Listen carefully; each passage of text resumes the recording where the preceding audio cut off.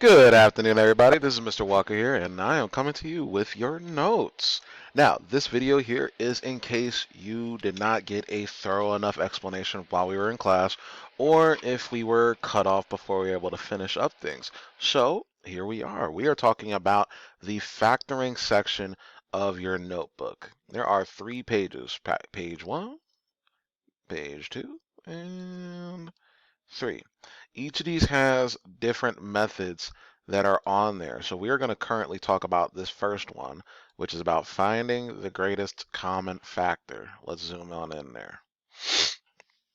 So first off, the greatest common factor, or the GCF, is the greatest factor that divides evenly into each term of an expression. Now, when we're doing this with a polynomial, when we're factoring a polynomial, this reverses the multiplication process. So remember back when we were doing the box method, this would undo the box method. So to factor this is taking one term, a monomial, and we are going to put this in a factored form. So let's take a look at one of these. We're not going to look at this first one first. We're going to actually look at this second one because we started it off. So here is our polynomial. We got 3m to the third, and no, this 3 is a little squished up, but you have a 3m to the third here, and that is minus 18. Now, when we're looking at our GCF, we want to look at all the different things that come into play with this. So we need to look at not only our solid numbers, we're looking at our unknowns, our variables. So let's look at our variables first. So here's my variable. You might notice that only one of them has a variable. So look at your variables. What's the least amount that they all have in common?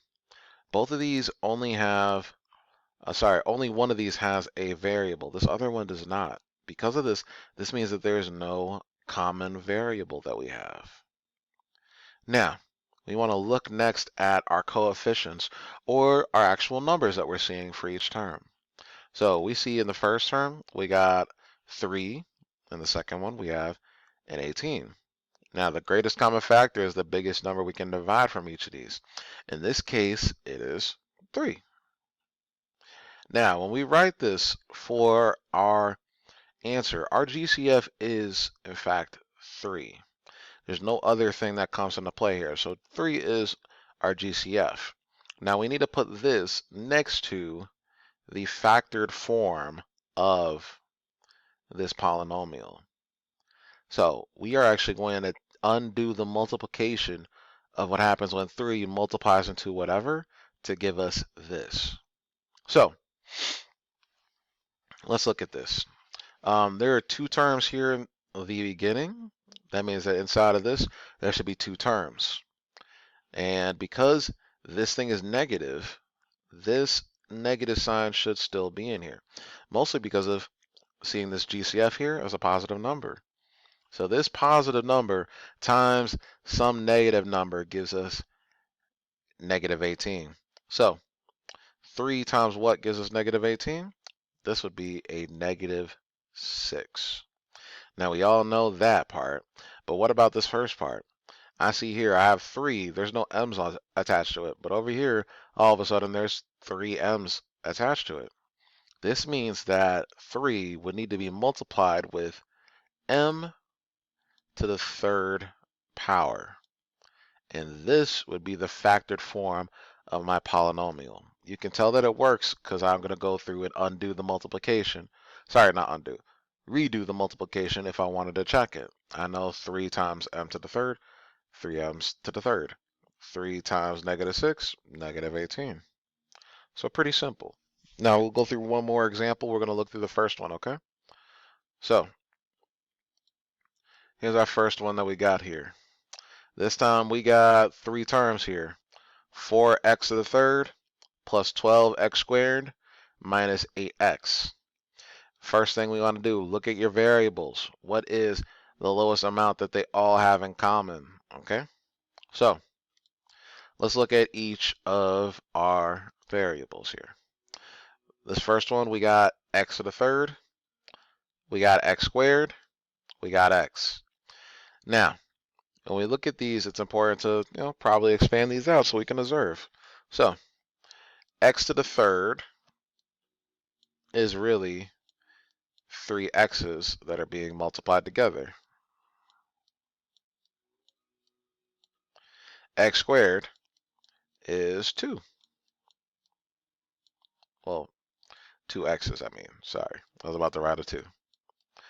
And x is just it by itself. Now, the thing that they all have in common, they all have x's, but they only have one x that would be in common between all three of them. I couldn't say anything more than just one x because this last term, this x, only has x by itself. So part of our GCF would be x. So the answer for this first one is x.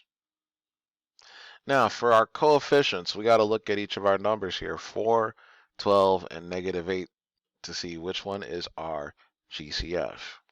So we know that all three of these are an even number, and we also see that for the most part, the majority of them are positive. So that's going to let you know that our answer for our GCF of these is going to be a positive number.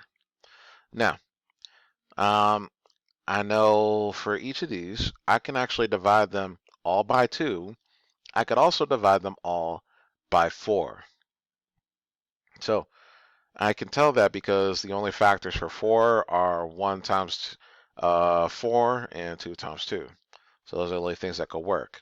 Now each of these can be divided by 2 and they can be divided by 4, which is bigger. So we want to pick that bigger thing. So our greatest common factor is 4. So we got 2 things for our GCF, 4 and x. Let's actually go through. We're going to put this in our answer form. And we're going to go through and unfactor each of these parts. So here's what we got. I'm going to actually take what we have.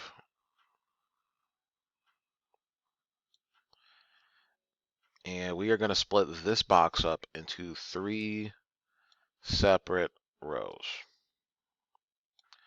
So here's our GCF. Our GCF is 4x. All right, so our GCF is 4x. And we are going to try to find out 4x times what gives us 4x to the third. So I see that this is just x, and I need to get to x to the third.